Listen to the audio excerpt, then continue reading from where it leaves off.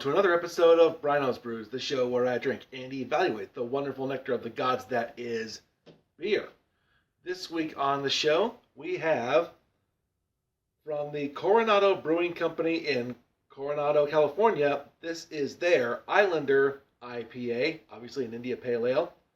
This beer weighs in at 7.0% alcohol by volume. I must confess that early in my beer drinking career, I became a fan of IPAs. Recently, they've been starting to kind of wear on me, though. They get a little bit old after a while, but I will still give this beer a fair shot nonetheless. Before I do that, though, let's quickly go over the scoring system used on Bryno's Brews.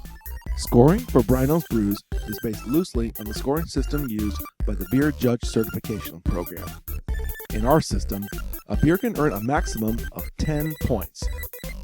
1 point can be awarded for appearance, 2 points for aroma, 4 points for flavor, 1 point for mouthfeel, and 2 points can be awarded for a beer's overall impression. And finally, partial points can be awarded in any category. So that's how scoring works, so let's crack open this Islander IPA, see how bitter it tastes. So this is a single bottle, so I might get more of a poof this time. Yeah, about an average poof from the bottle. So anyway, let's get started. First, we've got 1 point for the appearance of the beer. Clarity, color, head, and all that's good for the eyes. You drink with your eyes first, so here we go. 1 point for the appearance. Looks clear so far. Trying to build a bit of a head here. Hopefully not too much. That might be a tad too much, but that looks fine to me. So that's left in the bottle. Hold it against the light. Very, very, very, very clear. What you would expect from a pale beer. Head is very, very nice and white. Color is appropriate for an IPA. Looks like a proper IPA to me. Let's not waste any time here. Out of 1 point for the appearance, I give this a 1. Up next, we've got 2 points for the appearance. I can already smell some floral and citrusy notes coming from the beer already at this distance, so let's get our noses in there and evaluate the smell. 2 points are on the line.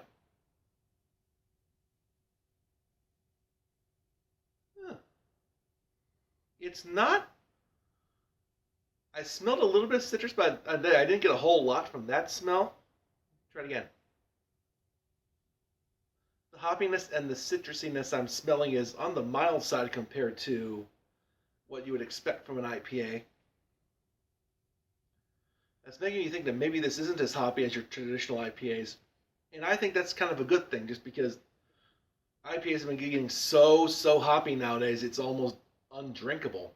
But this one actually smells pretty pleasant. It smells on the mild side. It doesn't bludgeon you over the head with hops and bitterness and all the scents that come with an IPA. So far I like this. I'm not smelling any maltiness, which is what you would expect from an IPA. I'm going to give it 2 out of 2 for the flavor for the Islander IPA. And now here comes the big one, 4 points on the line for flavor. This is where many a promising beer have either proved me right or proved me wrong. Done themselves good, done themselves bad. Let's see how the Islander IPA will do. 4 points on the line for flavor. Cheers.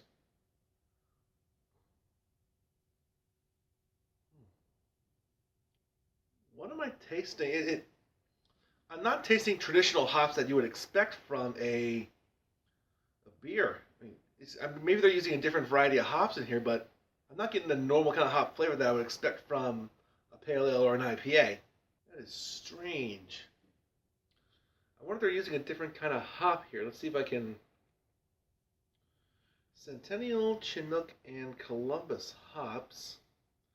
I've actually used all those kinds of hops to make an IPA of my own, or an Imperial IPA of my own.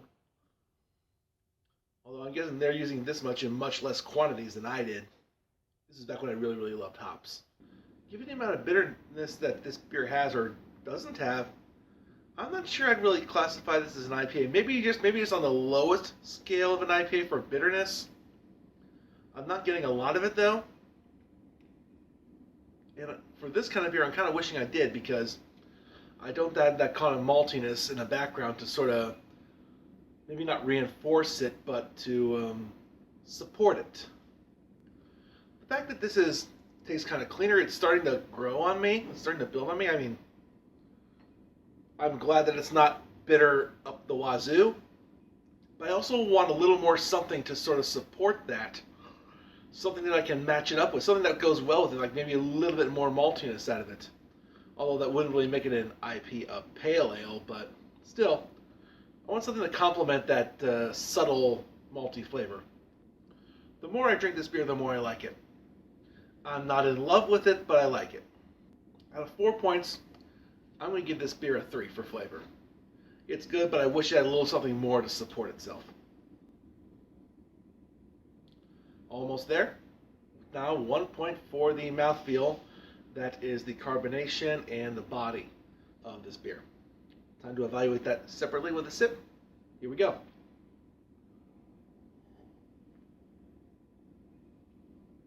Carbonation is on point. Perfect. Body feels kind of weird. I mean, it's 7%, so you would feel like there's a little bit more body to it.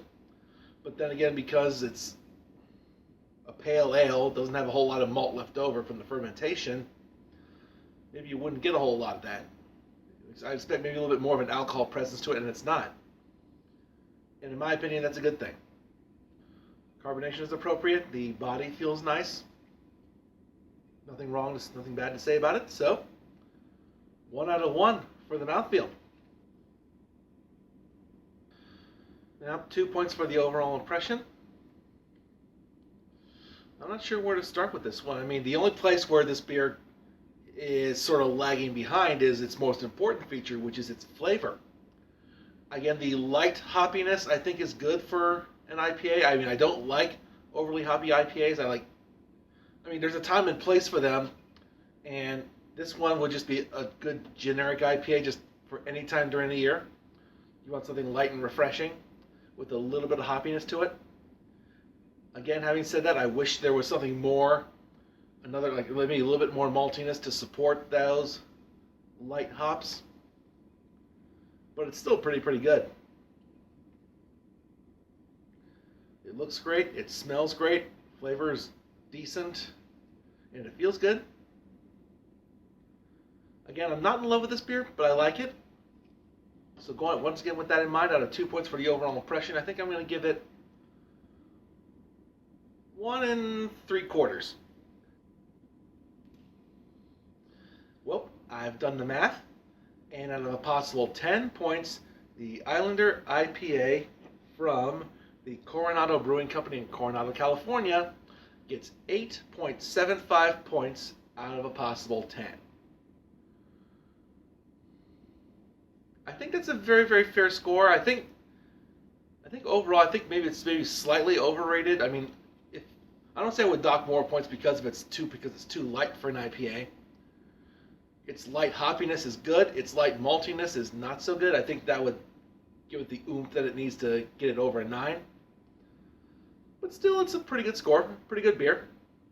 If you see it in the stores and it's not too expensive, go for it. That will do it for another episode of Bryno's Brews here on Bryno's World. Thank you very much for watching. And if you've got any ideas for beers I could try on the show, please leave a comment down below. Otherwise, don't forget to like and share this video and subscribe to Bryno's World. Once again, thank you for watching and have yourself a good one.